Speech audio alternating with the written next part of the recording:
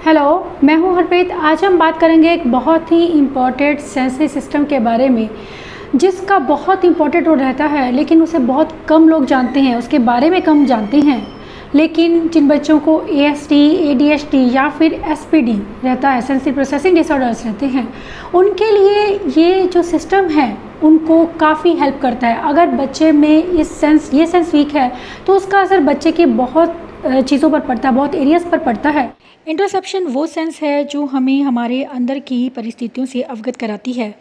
इसके अलावा सामाजिक थिंकिंग, सोशल अंडरस्टैंडिंग में भी हमारी हेल्प करती है। जिन बच्चों को इनमें डिफ़िकल्टी रहती है, वो बच्चे अक्सर मिसबिहेव करते दिखाई देते हैं कि वो परिस्थितियों को और अपने भावों को समझ नहीं पाते हैं कि उन्हें किस तरह से एक्सप्रेस करना है। इंट्रोसेप्शन में ज़्यादा प्रॉब्लम छोटे बच्चों को रहती है। बड़े बच्चों में, बड़े लोगों में ये प्रॉब्लम देखने को नहीं मिलती है। अक्सर ये ऑटिज़म में बच्चों को, छोटे बच्चों में इस सेंस को लेकर इश्यूज़ होते हैं और बच्चे अपनी अंदर की परिस्थितियों को समझ नहीं पाते हैं और ना ही व्यक्त कर पाते हैं, जिसकी वजह से वो कुछ अजीब से बिहेवियर करते हैं। सही मायनों में हम बच्चों के इंट्रोसेप्शन पर कुछ एक्सरसाइज के साथ में सक्सेसफुली वर्क कर सकते हैं। अगर आपके बच्चे को भूख लगी है तो उसे भूख का एहसास नहीं है, इसीलिए वह खाना नहीं मांगेगा। अगर आपका बच्चा टॉयलेट कर रहा है और बेड वेटिंग कर रहा है और उसे पता नहीं चलता है, ये जो सेंस है ये वीक रहती है। इसके अलावा अगर ठंड लगी है तो मुझे स्वेटर पहनना है, इस नीड का कि चीज़ का पता होना, हमारे ब्रेन को ये चीज़ पता होती है कि हमें क्या चीज़ फील हो रही है, चाहे वो हमारा कोई इमोशन है, चाहे वो कोई फीलिंग बाहर से आ रही है, ठंडा, गर्म या फिर गुस्सा आना, खुश होना। इन एहसास को वो समझ नहीं पाते हैं और उसके अकॉर्डिंग वो रिएक्ट नहीं कर पाते हैं, या बॉडी उस हिसाब से एक्शन नहीं कर पाती है, या यूँ कहूँ कि उस हिसाब से वो रिएक्ट नहीं कर पाते हैं, क्योंकि वो समझ नहीं पाते हैं कि वो कैसा फील कर रहे हैं, जिसकी वजह से वो उनमें कुछ ऐसे बिहेवियर्स आने स्टार्ट हो जाते हैं जो काफ़ी मुश्किल हो जाते हैं, चैलेंजिंग हो जाते हैं आगे चलकर।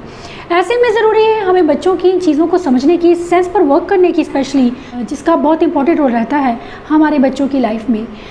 इसे हम कहते हैं इंट्रोसेप्टिव सेंस। इंट्रोसेप्टिव का बहुत इंपॉर्टेंट रोल है। ये हमारी 8th सेंस मानी गई है, जो सीधा हमारे इमोशंस के साथ में रिलेटेड रहती है। ये हमारे इमोशन से कनेक्ट करती है और हमें, हमारी बॉडी को इन्फॉर्म करती है कि हमें उसी हिसाब से कैसे रिएक्ट करना है।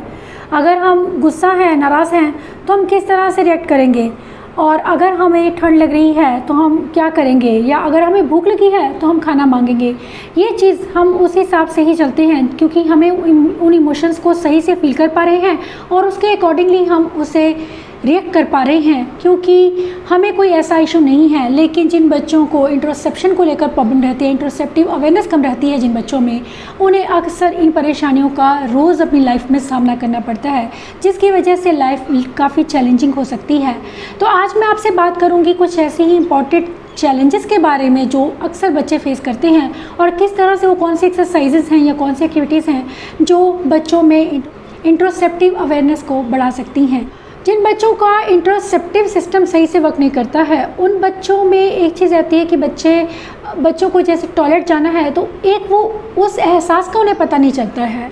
इस वजह से भी बेड वेटिंग के इश्यूज़ बच्चों में रहते हैं, या फिर बच्चे कॉन्स्टिपेशन उनमें रहती है, क्योंकि वो स्टूल को पास नहीं करते हैं, होल्ड करके रखते हैं, जिसकी वजह से आगे चलकर ये चीज़ें बहुत ज़्यादा प्रॉब्लम उनके लिए हो जाती है, उन्हें हेल्थ इश्यूज़ आने शुरू हो जाते हैं। अक्सर मैंने देखा है कि ASD बच्चों को पेट को लेकर काफ़ी समस्याएं रहती हैं, जिसका सीधा संबंध रहता है बच्चों की इंट्रोसेप्टिव सेंस के साथ में।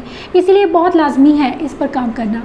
इसके साथ ही अगर आपके बच्चे को पेन का फील नहीं होता है या बहुत अधिक पेन फील करता है, ये चीज़ भी हमारे इंट्रोसेप्शन से रिलेटेड रहती है, क्योंकि किसी चीज़ को बहुत ज़्यादा फील करना या बिल्कुल फील ना करना। बहुत से बच्चे मैंने देखे जो गिर जाते हैं, एकदम से उठ जाते हैं, उन्हें पेन फील नहीं होती है। कुछ पेरेंट्स मुझे यहाँ तक बताते हैं कि बच्चे का खून लगातार निकलता है लेकिन उसे एहसास ही नहीं है इस चीज़ का। ये भी हमारे इंट्रोसेप्शन सिस्टम के साथ में ही कनेक्टेड है। इसके अलावा थकान का एहसास होना, कि अगर हम थक गए हैं तो हमें पता रहता है कि हम थक चुके हैं और हमें रेस्ट की ज़रूरत है, हमारी बॉडी को रेस्ट की ज़रूरत है। लेकिन आपने देखा होगा कि आपका बच्चा लगातार चलता जाता है लेकिन वो थकता नहीं है। स्पेशली हाइपर एक्टिव बच्चे जिनको सेंसी सीकिंग बिहेवियर्स रहती है, लगातार चलते रहें, दौड़ते हैं, लेकिन वो सारा दिन थकते नहीं हैं। इवन कि रात को भी उन्हें सोने में परेशानी होती है, उनकी बॉडी, उनके शरीर को रेस्ट नहीं मिलता जिनकी उन्हें ज़रूरत होती है, और क्योंकि उन्हें वो नीड फील नहीं होती है। बहुत ज़रूरी होता है इस नीड का फील होना, ताकि हम उस चीज़ को, उसका सोल्यूशन कर पाएँ। अगर हमें थकान महसूस होती है तो हम रेस्ट करते हैं, ये एक सोल्यूशन हो जाता है। लेकिन जिन बच्चों को थकान महसूस होती है, वो अपने आप को एक्सप्रेस भी नहीं कर पाते हैं, उन्हें ये फीलिंग नहीं आ पाती है कि मुझे इस टाइम पर क्या करना चाहिए, मुझे रेस्ट करने की ज़रूरत है या नहीं है।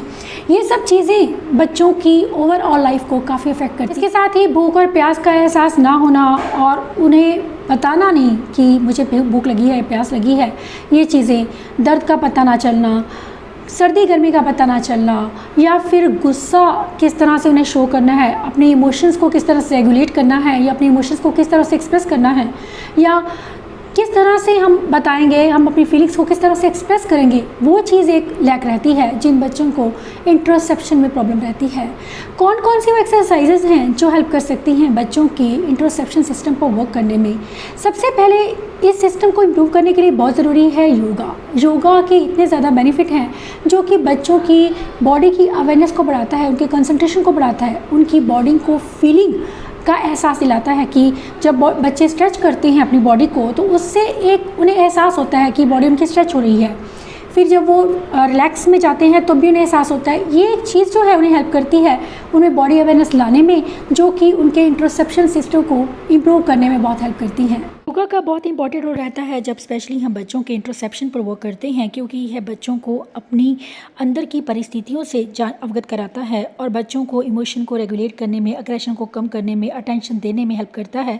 कुछ ऐसे पोजेज आप बच्चों के साथ कर सकते हैं जो मैं आपको दिखा रही हूँ, जिसमें बच्चों की स्ट्रेचिंग पर मैं मेन वर्क कर रही हूँ। स्ट्रेचेस बच्चों के लिए बहुत ज़रूरी है उनकी इंट्रोसेप्शन पर वर्क करने की। दूसरी चीज़ है एक्सरसाइज या वर्कआउट। अगर आप 7 से 8 मिनट बच्चे को वर्कआउट करवाते हैं, ज़रूरी नहीं आपको आधा घंटा उसको करवाना है, सिर्फ 8 से 10 मिनट काफ़ी होगा बच्चे के लिए।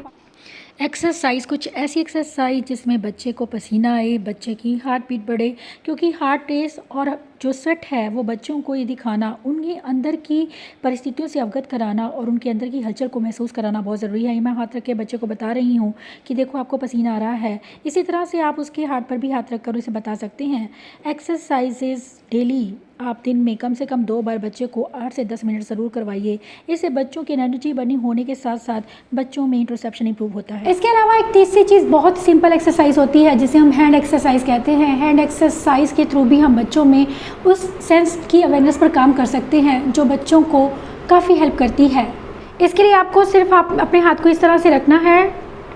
अगर आप नीचे बैठे हैं तो आप उसे रखेंगे और इस तरह से बच्चे को बोलेंगे देखो ये मैंने अपने हैंड्स को स्ट्रेच किया है, और उसे बोलिए कि आपको भी इसी तरह से कॉपी करना है। देखो ये मेरी मसल सारी स्ट्रेच हो रही हैं। चीज़ उन्हें विजुअली दिखाना कि देखो ये हाथ की मसल मेरी स्ट्रेच हो गई हैं, अब देखो मैंने इसको रिलैक्स कर दिया है।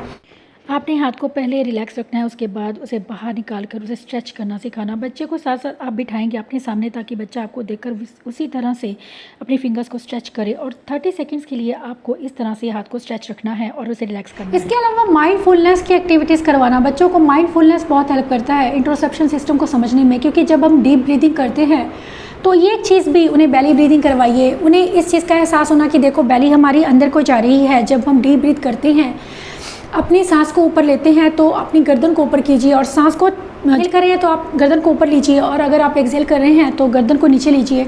इससे भी ये एक्टिविटी, ये एक्सरसाइज भी बच्चों को हेल्प करती हैं उनके इंट्रोसेप्शन सिस्टम को इम्प्रूव करने में। इसके अलावा हैंड स्ट्रेचिंग के अलावा आप मसल रिलैक्सेशन पे भी वर्क कर सकते हैं। बच्चों को बताना, उनकी अपनी लेग को स्ट्रेच करना, या फिर उनको स्ट्रेच बताना कि देखो आप स्ट्रेच करो, लेग को कितना आगे तक कर सकते हो।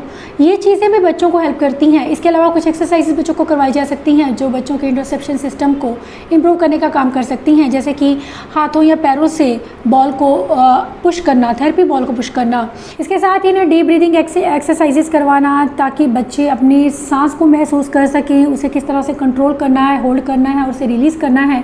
ये सब चीज़ें बतानी भी उन्हें ज़रूरी है। कुछ देर के लिए हम उन्हें सांस को होल्ड करने के लिए बोल सकते हैं। पहले ड्यूरेशन को कम रखिए, धीरे धीरे आप उसे इंक्रीज़ कीजिए, क्योंकि बच्चे एकदम से ये चीज़ें नहीं करते हैं। डीप ब्रीदिंग को सिखाने के लिए एक लंबा प्रोसेस है, काफ़ी वक्त लग जाता है। स्टार्टिंग में आप टारगेट को कम रख सकते हैं, थोड़े सेकंड के लिए होल्ड करना सिखाइए। और इसके अलावा जो एक और चीज़ हेल्प करती है बच्चों को, वो रहती है emotion matching game. Emotion matching game बहुत इंपॉर्टेंट रोल प्ले करती है बच्चों को अंडरस्टैंड करवाने में कि किस तरह से हम डिफरेंट इमोशंस को समझ पाएँ अपनी, क्योंकि वो समझ नहीं पाते अपने इमोशंस में को कि वो किस तरह से फील करते हैं, उन्हें किस तरह से रिएक्ट करना है। इमोशंस को समझाना उन्हें बहुत ज़रूरी है। ऑटिज़म में अक्सर बच्चों को इमोशंस को समझने में प्रॉब्लम होती है। ऐसे में बच्चों को इमोशंस मैचिंग गेम्स करवाकर बच्चों को इमोशंस की जानकारी और उसे अंडरस्टैंड करवाना और उसे सही से एक्सप्रेस करना सिखा सको। जैसे कि ये मैंने 3 कार्ड रखे हैं, बच्चे को अलग अलग मैच करवा रही हूँ। देखो ये एंग्री के साथ मैच नहीं कर रहा है, ये देखो उसके चेहरे को देखो, ये उसके साथ मैच नहीं हुआ, किस चेहरे के साथ मैच हो रहा है। इसी तरह से आप उसके रियल कंडीशन में भी उसको बता सकते हैं कि आप किस तरह से फील कर रहे हैं, उसे इमोशंस कार्ड दिखाकर। इसके लिए आप सोशल स्टोरीज़ की भी हेल्प ले सकते हैं। सोशल स्टोरीज़ के थ्रू भी आप बच्चों को समझा सकते हैं कि उन्हें डिफरेंट सिचुएशन में किस तरह से उन्हें रिएक्ट करना है। अगर वो गुस्सा फील कर रहे हैं या वो एंग्री फील कर रहे हैं तो उन्हें किस तरह से रिएक्ट करना है और किस तरह से उन्हें अपने आप को रेगुलेट करना है। इसके अलावा टॉयलेट ट्रेनिंग के लिए भी सोशल स्टोरीज़ बहुत अधिक हेल्पफुल रहती हैं। ठंडे और गर्म का एहसास करवाना, उन्हें गर्म पानी और ठंडे पानी की थेरेपी देना, ये भी एक टेम्परेचर को बच्चे नोटिस करें। स्टोरीज़ के थ्रू हम बच्चों को सिखा सकते हैं, खुश हैं तो हमें किस तरह से रिएक्ट करना है, अगर हम नाराज़ हैं या सैड हैं तो क्या करना है, इमोशंस को रेगुलेट करना है, किस तरह उन्हें डिफरेंट सिचुएशंस में खुद को कंट्रोल करना है। इसके साथ ही बहुत ज़रूरी होता है हैवी वर्क एक्टिविटीज़ बच्चों के लिए बहुत ही यूज़फुल हैं, जिसमें मैं बात करूंगी कि अगर हम एनिमल वॉक करवाएं या व्हील बैरो वॉकिंग करवाएं या जंपिंग करवाएं, बच्चों को क्लाइंबिंग करवाएं, ये चीज़ें भी बच्चों में बॉडी अवेयरनेस को इम्प्रूव करती हैं, जिसका सीधा संबंध रहता है हमारे बच्चों की इंट्रोसेप्शन सिस्टम के साथ में। ये कुछ ऐसी सिंपल एक्टिविटीज़ हैं जो आप घर पर बच्चों को इजीली करवा सकते हैं। ये सभी हैवी वर्क एक्टिविटीज़ हैं। टायर के साथ खेलना, बच्चों को रोल करना है टायर को, या फिर स्लाइड के ऊपर क्लाइंब करना, या फिर बच्चों को मॉपिंग करवाना, ये भी एक अच्छी एक्टिविटी है, बच्चों को हैवी वर्क एक्टिविटी है। इसके अलावा क्ले दे सकते हैं आप बच्चों को पुश पुल करने के बाद मैं बात करूँगी कुछ अलर्टिंग एक्टिविटीज़ बहुत ज़रूरी आती हैं बच्चों को करवानी। अलर्टिंग एक्टिविटीज़ का मतलब होता है कि उन्हें अपनी बॉडी के बारे में पता होना कि अंदर क्या मूवमेंट हो रही है, वो उस मूवमेंट को, उस हलचल को वो समझ पाएँ कि उनकी बॉडी में कोई चेंज इंटरनली आ रहा है। मेन जो ये हमारी सभी एक्टिविटीज़ है, इनको करवाने का हमारा जो एक पर्पस रहता है वो ये रहता है कि हमारे बच्चों को वो चीज़ें फील हों जिन्हें वो नोटिस नहीं कर पाते हैं। उन्हें उनकी बॉडी में हो रहे इंटरनल चेंजेस या आउट जो बाहर के चेंजेस हैं उसके बारे में अवेयर करवाना बहुत ज़रूरी है, ताकि हमारे बच्चे उन चीज़ों को समझ पाएँ जो उनके लिए बहुत ज़रूरी हैं। बॉल के ऊपर बाउंस करना, जंपिंग जैक करना या फिर स्किपिंग करना भी बच्चों के लिए यूज़फुल रहता है। या इसके अलावा उनके हैंड्स, उनकी आर्म्स, उनकी लेग्स पर वाइब्रेशन दिया जा सकता है। ये सब चीज़ें बच्चों को बहुत हेल्प करती हैं। जब हम ये एक्सरसाइजेस बच्चों के साथ करते हैं तो आप देखेंगे कि बच्चों में अवेयरनेस बढ़ती है, क्योंकि जब हम बच्चों को ये चीज़ें पिक्चर्स के थ्रू, विजुअल के साथ में भी समझा रहे हैं और इंटरनली भी हम उन पर वर्क कर रहे हैं कि वो इंटरनली अपनी सेंसेस को फील कर सकें, ये एक बहुत ज़रूरी चीज़ रहती है। और हमारी जो एक्सरसाइजेज हैं जो मैंने आपसे शेयर की हैं, वो आपको डेफिनेटली हेल्प करेंगी बच्चों को उन फीलिंग्स को एहसास कराने में और सही तरह से एक्शन करने में। ये सभी चीज़ें बच्चों की लाइफ को काफ़ी इजी कर देती हैं, पेरेंट्स की मुश्किलों को कम करती हैं और बच्चों को इंडिपेंडेंट होने में हेल्प करती हैं। Thanks for watching.